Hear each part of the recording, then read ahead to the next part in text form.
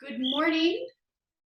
In this month of Relate, we begin with a discussion on relating to self and others through a process that Crystalline is going to share with us this week and next week. And Crystalline Tulek is a very dear friend. We met when I broke my wrist and I was on a gurney in a hospital, and I said, fine, I surrender, but I need help. Send me someone, please. And then came Crystalline. So that is how we came to know each other, and he came and lived in my home a day or two a week and took over my practice. And that was, that was 12 years ago.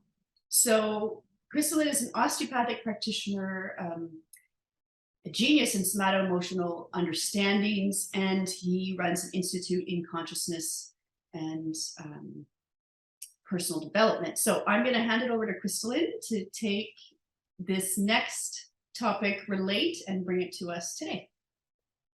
Thank you very much, Julie, for those really kind words. Yeah, that has been quite some time that we know each other, and I think the good part in this process is that you actually saw me evolve in being more and more engaged in this process of building this institute, especially over the last 3-4 years. I became more and more engaged in that, which is like a synthesis of my journey. That is really centered around relationships. So yeah, for me, it's very comfortable to share more about aspects of relationship dynamics in this particular month of Relate. I was very happy about being able to offer something on that aspect. So maybe I will say a few more words about my journey, so that people can also a little bit understand why I ended up doing group dynamics and relationship dynamic processes, what it meant into my life. So as Julie said, I was an osteopath. I was engaged in osteopathy for a while, and then I learned about psychosomatics, the connection between emotions and physical ailments, and that component really triggered me like very powerfully. Like I was crazy for some years, completely amazed at understanding more and more the relationship between the physical and the emotional. Something that I've always believed in, but I had not necessarily had the chance to see that more concretely with an understanding that was a little bit more specific. And when I started to realize how it worked more and more, and how it also worked for me on my own body, I became crazy. I was like, everything revolved afterwards around this, and when you have like a big discovery, when something really happened very deeply in you, you become like a fanatic. So I didn't escape being a fanatic. Well, I mean, because when you're like so excited, it's like falling in love. I really fall in love with psychosomatics. I did. So when I was treating patients as an osteopath, they would come in, and normally, we would have an hour, and I would talk to them for like maybe 40 minutes. And I was feeling so comfortable with this because I felt, we learned so much about your issue. And I'm sure it's going to help you out.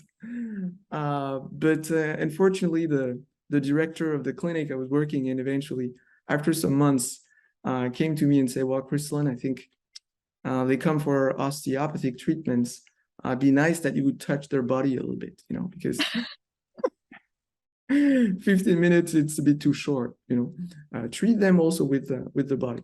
So after that, I became a little bit more calm on this crazy excitement. And then I realized that I really wanted to go more into the emotional type of work. You know, when we discover something about ourselves, and I hope we'll be able to make some links with the relationship dynamic that we'll talk more later today. When we discover something about ourselves that really talks about who we are, we become crazy. It becomes like something so powerful, so exciting, so significant. It's like we're fighting ourselves. We're finding ourselves in this thing, whether it's a place in the world, whether it's someone, whether it's a particular activity like a sport, or being with some people as, you know, as a groups, or whether it's a work, or whether it's a religion, whatever it is, you may have an encounter with something on the external, on the outside, that will trigger something in you, and then you become like in love, crazy. And this is just normal. This is the most healthiest reality of all. When we meet ourselves, we fall in love, not with the external thing, but the external thing is just a mirror of who we really are, and that's so powerful and so exciting and so intense that sometimes we lose ourselves there. It's too much, it's too intense. And yeah, that's why I think it's kind of nice to talk about this, so that we normalize a little bit this falling in love craziness that we usually go through, all of us. Yeah, I think this is so much important, actually. Probably the most significant thing in our lives when we fall in love, whatever it is, whether it's with our child, with our husband, with our wife, with our country, with our association, whatever it is that really triggers something in us so deep that everything is not as meaningful as that. It becomes so powerful. So this connection happened to me when I encounter the psychosomatic. And then I realized, maybe this is something important. So eventually I moved into being more like developing myself in emotional work, relationship dynamics, coaching for individuals, and then for businesses. And then I got involved in an intentional community where I devoted myself fully for 10 years, being very engaged in improving the connections between people and learning more about this group dynamic work. Yeah, after this journey, it emerged that there were really some key elements, key points that were absolutely crucial for relationship dynamic and relationship work.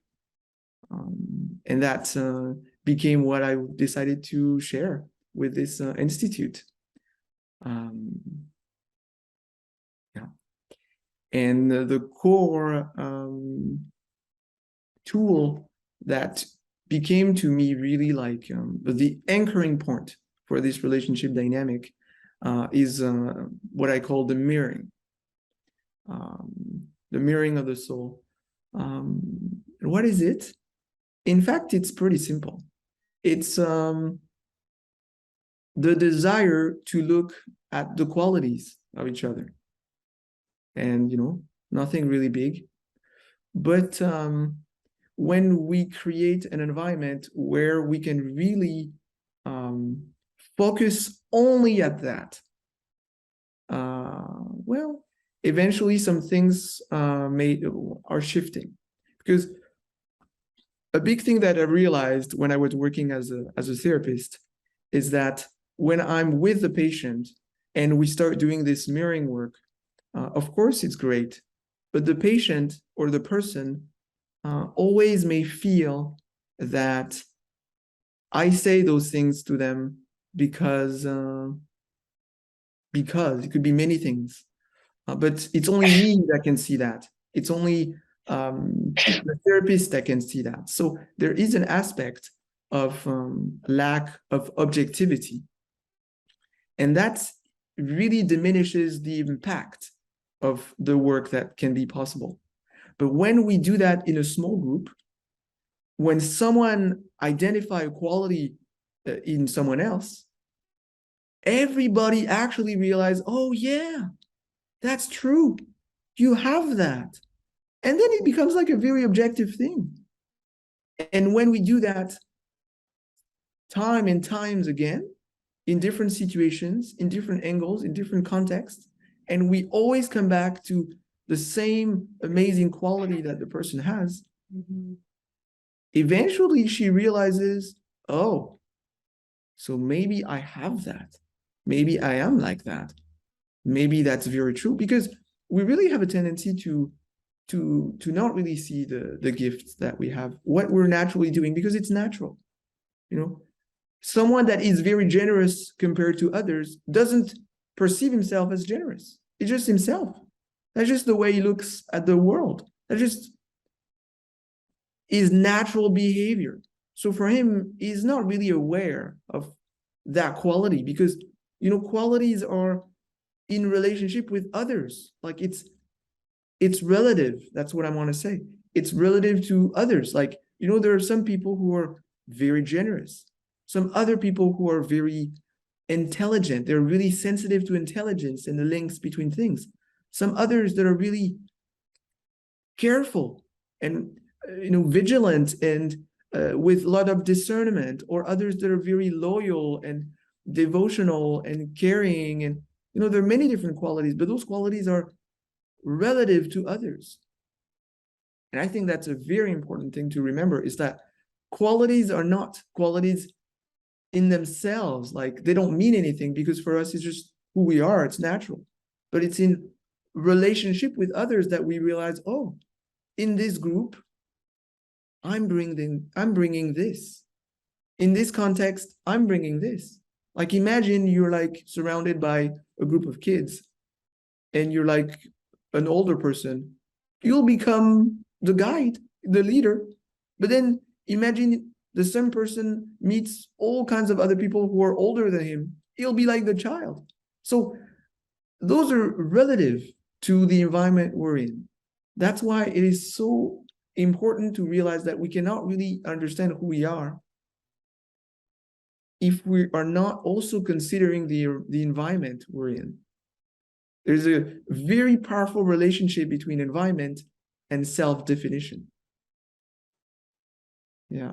And so that's why, to me, it became very obvious that for this personal development, this process of learning about who we are, we really needed others, and others who are also engaged in that process, because we live with other people all the time, but everybody's doing their own thing, and we're not really focusing on each other, because there's so much. Life is so demanding, and there's so much things that are on our shoulders to really start thinking of others in this way.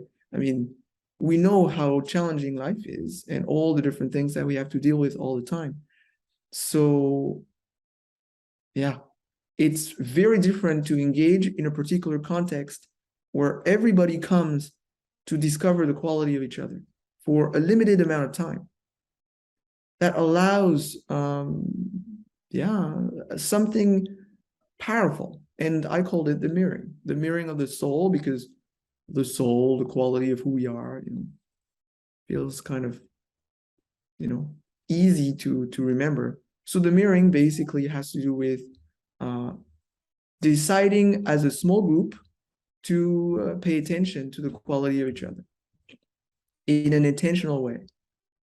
And that has a very powerful impact in our ability to define ourselves more. So I would say that's, in a nutshell, what the mirroring is.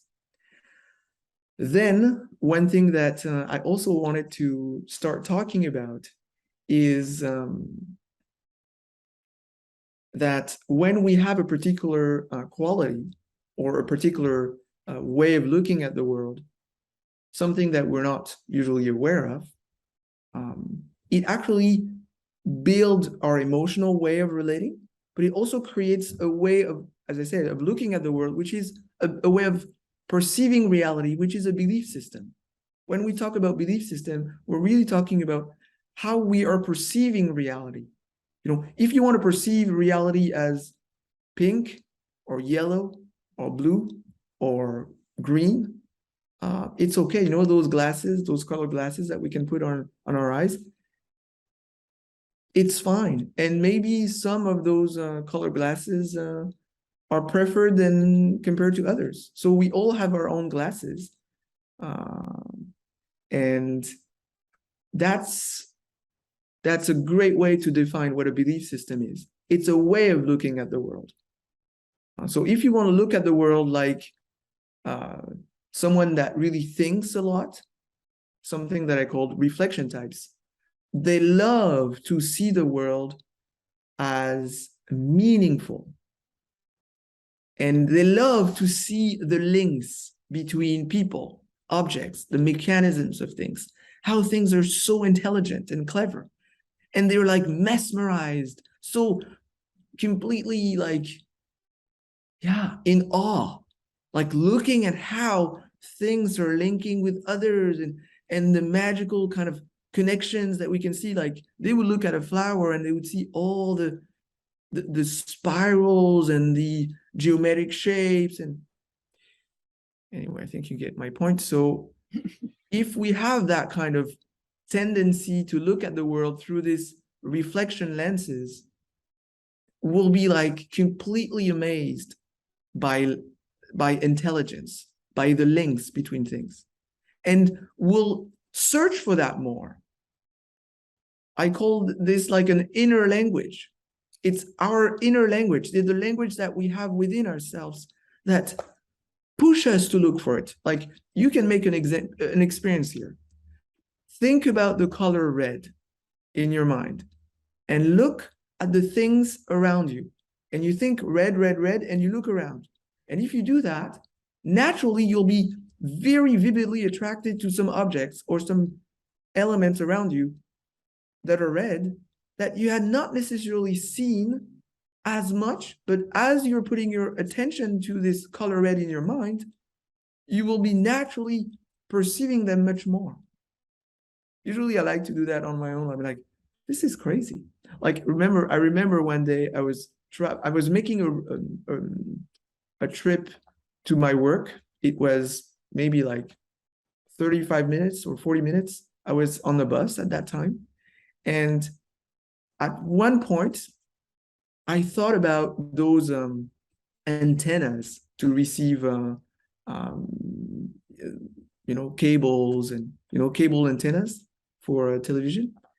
And for some reason, I was thinking about this. And then I started looking on the road, and I realized that they were like full of antennas all around. Like there were so many. And I realized, oh my God, I've never noticed. So like the attention is so key. And then when I was doing some activities with kids, I usually played that with them along. So sometimes we would come to an area with a lot of flowers, and then I would make them close their eyes and say, do you hear a special sound? And they were like, no, we don't hear anything, Crystalline. I said, well, so be silent, listen. And eventually I said, okay, put your hands like this around your ear so that you could hear more. And then someone, 2, 3, 4 said, oh, we're hearing the sound of a river. And I said, yes, there is a river behind the trees. You could not see it, but you could hear it. So then when they started paying attention to the sound, whoop, a new reality showed up. Yeah, I love this concept of perception. So this point is to say that if we have inside of us an inner language, an inner attraction to something, it will naturally manifest much, much more. And that will define our perception of reality. Mm-hmm. So basically, in reality, there's so much more that we don't see because we don't pay attention to it. So why should we not pay attention to the qualities of each other? a little joke. No, because we're paying so much attention to all the dramas of life, all the things that are not done, all the problems, all the behaviors that are really irritating us. Because this is a very natural reaction. Like, oh, why did he do that? This is instinctive. But as human beings, I think it's nice to start focusing consciously on the positive, because it's so around us. There's so much. Like, there's so many people who emphasize the practice of gratitude. When you wake up in the morning, or when you at some points during the day, or when you do some gatherings, yeah, let's just have like a gratitude moment. Say something nice about today. I'm sure there's something. You're alive, at least. That's a good point. That's a good start. You're not dead. I mean, like, if you cannot find nothing, no, nothing is good in life. Rah, rah, rah. Well, at least you're alive. Maybe there's something you can learn. Maybe you have like some nice people around you that are just wishing you good or supportive. So much negative around. Yeah, so we really need to kind of sometimes find moments where we can just start focusing on the positive, because it just depends on us. It's our freedom, The cup, half full, half empty. The reality is there. How do you want to look at it? That's your freedom. That's our freedom. We are free to choose what we select, what we decide to look at. We're not free to see to deal with the reality that surrounds us, but we're free to look at it the way we want. That's our freedom. It may seem small, but it's enormous. It's enormous. Because when you start seeing something that inspires you, you can travel mountains, climb mountains, cross oceans. I mean, when you're in love, I mean, nothing will stop you. Oh, that's it. Let's be in love. All right. So I can get carried away on this thing. So I talked about the language of reflection, and those people who have that kind of inner language, they just focus on meaning, intelligence, connections, links, and they're like, oh yeah, what a good point. And they get excited and they start talking to that with others. And yeah, so that reflection types. But there's not just that. There could be some other types, other inner languages. Another one is perception types, or this inner language of perception. And those people, they just look at relationships. Human beings, how they can relate to others. So when they found a nice friend, when they feel supported by family, when they feel people surrounding them, they're happy. Oh, they're like, oh, it's so nice to be with you. That's a perception type. Let's gather again. Let's be together. Let's be close to each other. That's perception types. But reflection types are like, okay, but what are we thinking? Can we see some links? Can we talk? And they're like, no talk, just presence. Just be close to each other, heart to heart, shoulder to shoulder, hands in hands. And reflection types, they don't like that, because they feel like, okay, but we should think about something. We should make some links. And perception types are like, no, let's just be in silence and just appreciate being together. The togetherness. Yeah, that's very perception types. And one other type that is, I would say, that usually defines the major types that we can find is action types. And action types, they don't like to think so much. They don't like to be with others so much. They want to do things. So if you do things with others, it's okay. if you think and you do things, it's okay. But basically, we have to do something. So they're always looking for opportunity to do something. And if they're not doing something, they feel that life is meaningless. They feel like there's nothing interesting in life. Even though they receive like very interesting information, even though they are with loving people, they're like, I'm bored here. Nothing is going on. Mom, what can we do? I don't like that. I want to do something. It's rainy. I cannot, take my bike outside, or I don't like to stay home. Let's do something. That's action types. And when they are doing something, when they're engaged in a project, even if they're alone, even if it doesn't mean so much, or it's not like so logical, but they feel it from within and they are engaged there, they can just run for hours. And like, what are you doing? I'm running. All right, so but what's the point? I don't know. I like this. But like, are you with friends? No, I just do it on my own. Really? For hours? Yeah. Every day? Yeah. And if you are like not action type like I am, for me it's like crazy. How could they just run for hours every day and not get bored or not get like and alone? Oh my God, just think like for me, like this idea of the gym, like 2 hours in the gym, and you do that forever, every day or like 3 times a week. For me, it's like I cannot just deal with this. It's because it's like there's no purpose, there's no reflection, and you're just on your own. I mean, to me, it's like so far away from my inner language that a part of me thinks that those people who go to the gym are crazy. I know they're not, because I know it's a different language. But if I'm really honest, and I let that part of me speaks, well, I think I just said it. They are crazy. What are they doing there?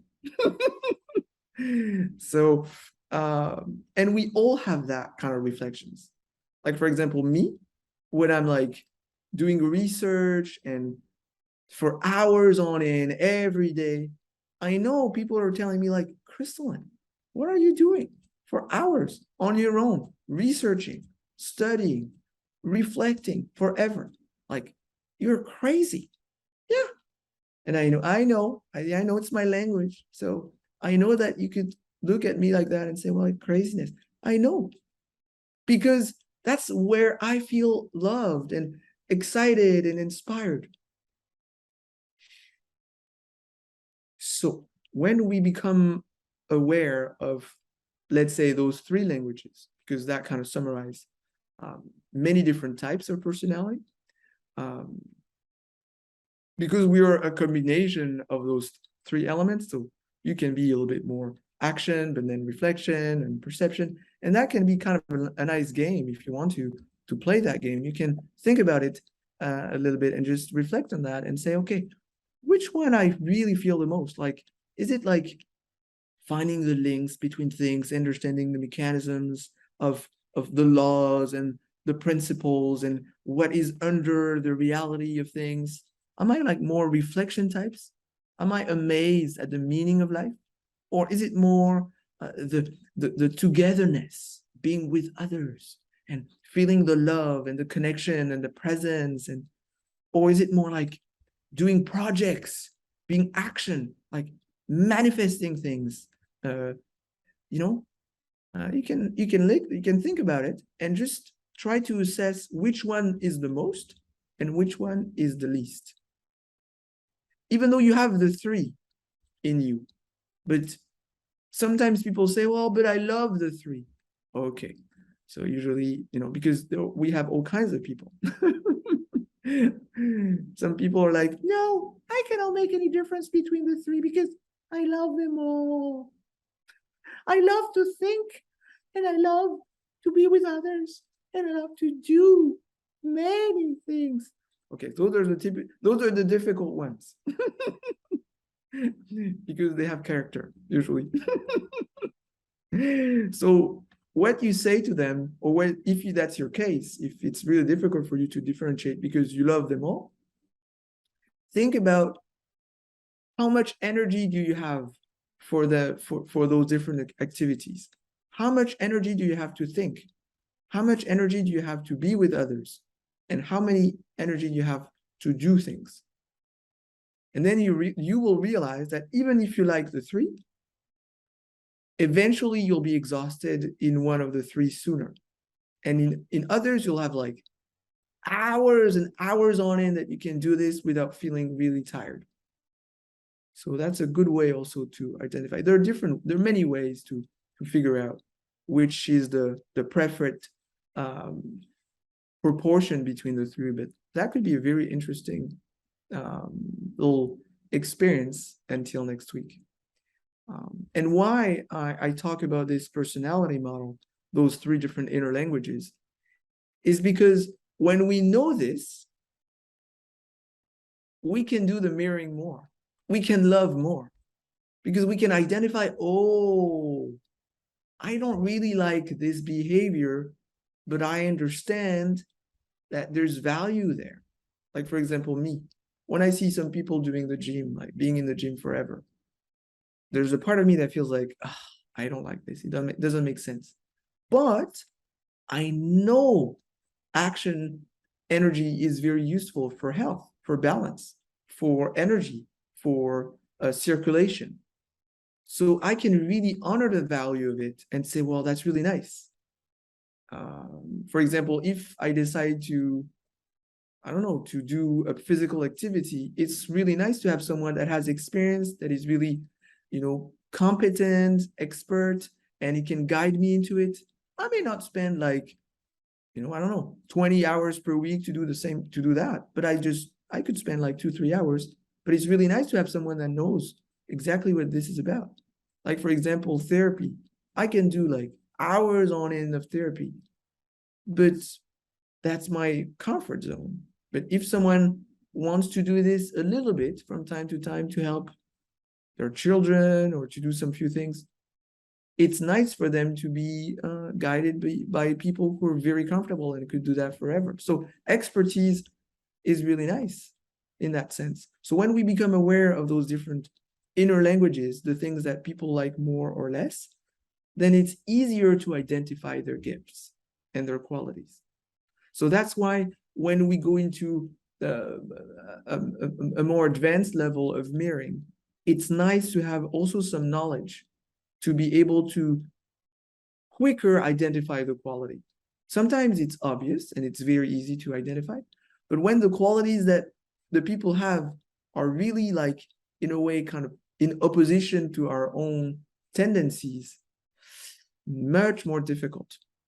That can be really diminished if we do that in a group, because if we are in a group, this will normalize the different ability of the group to see the different qualities. That's the value of being in a group. But even then, if we have a better understanding of the different qualities and the different energies that it manifests, then it will be much easier to appreciate the quality, even if it's not necessarily something that we feel so drawn to. Because one thing that is really important to understand is when we have a quality, we also have the negative side of it as well. Unfortunately, if we have an amazing quality, for example, generosity, if you're really generous of your time, and I know that I think people are really understanding me here very well, because those who are really interested in being in the healing world, they usually tend to be very generous of their time for others. So when you are really engaged in helping others, taking care of others, usually you have a big generosity attitude. It's very powerful. This tendency to care for others, to love, to take care, to be very generous. The problem with that, well, there's a negative. aspect to this, which is, well, the few, but maybe one that can be very obvious is that you're not really paying attention to yourself. You're forgetting yourself. You're forgetting your own projects. You're forgetting what's really important for you because you're so much dedicated to others that you can, yeah, lose yourself in others in that sense.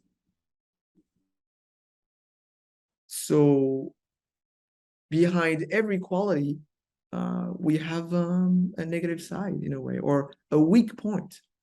So for example, someone that is very generous and helping others, the negative side is that he's forgetting his own projects. And also he has difficulty in the discernment of who should he help,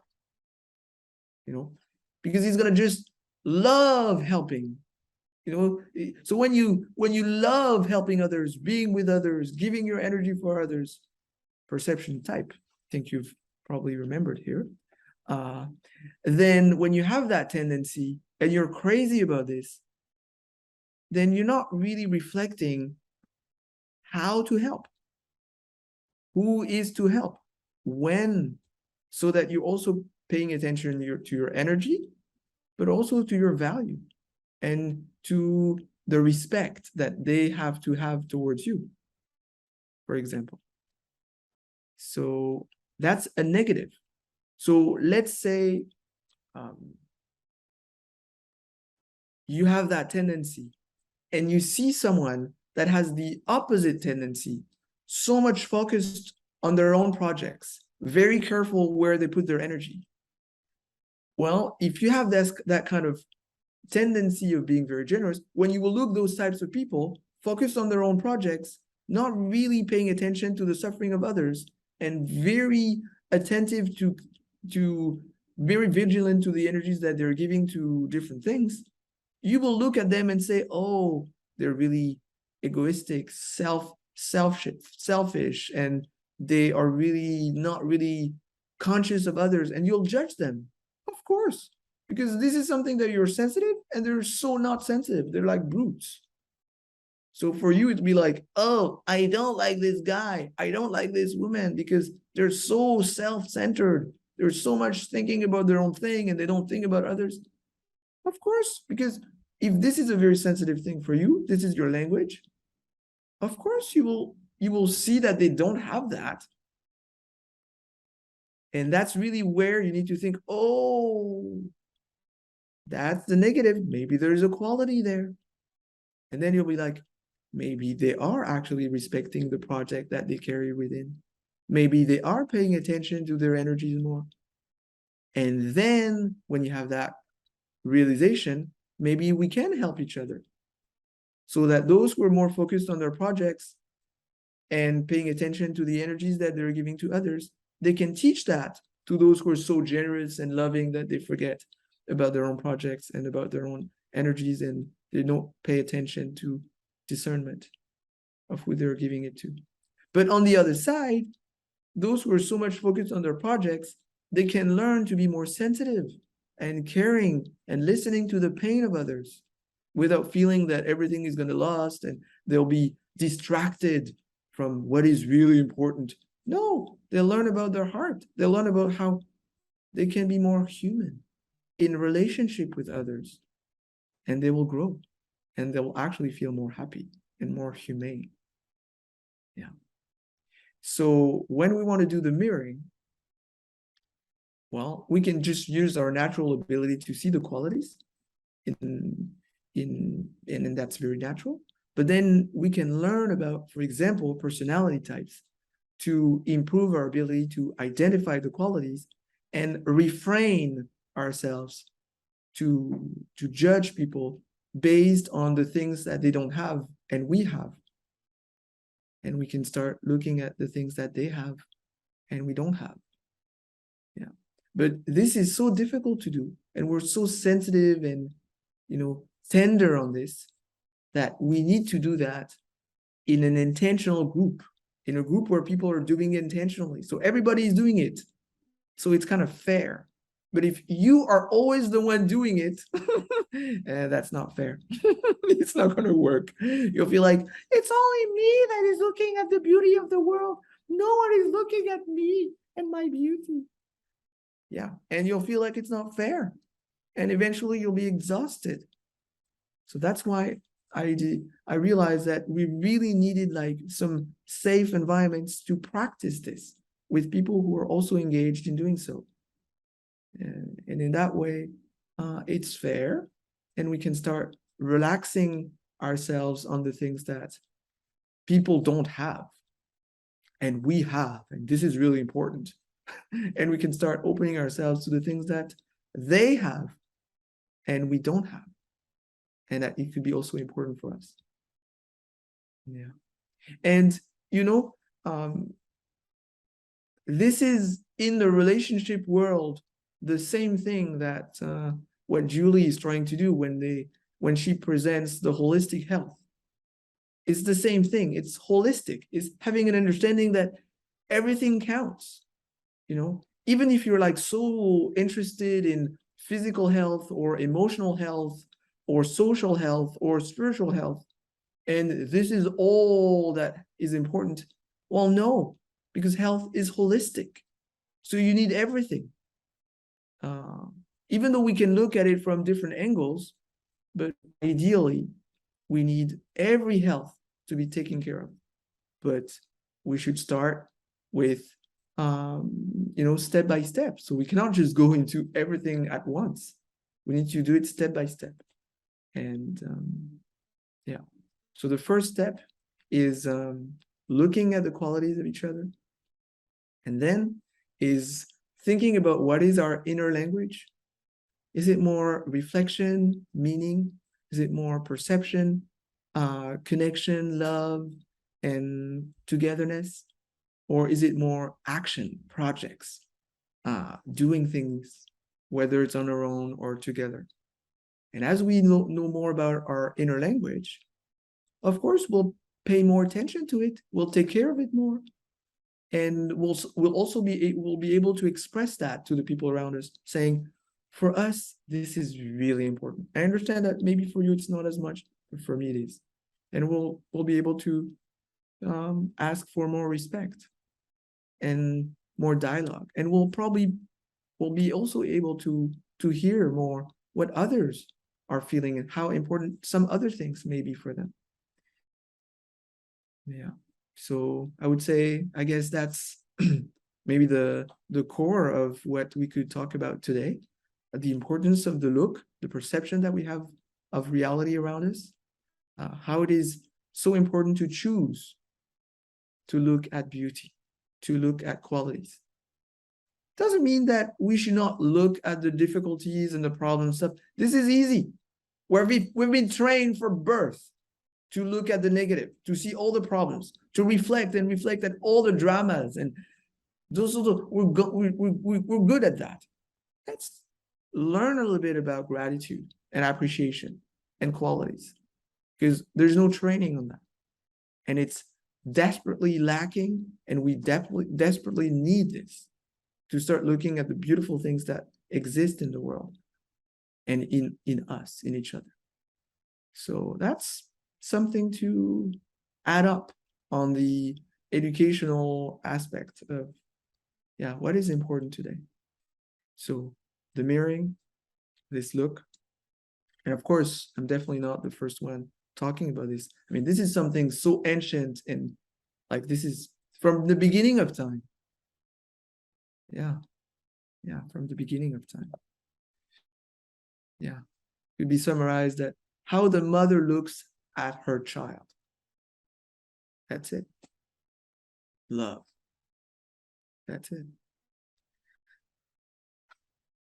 So that, and also learning about inner languages so that we can go beyond our natural tendencies a little bit. And we might go more into other aspects next time to improve our ability to relate.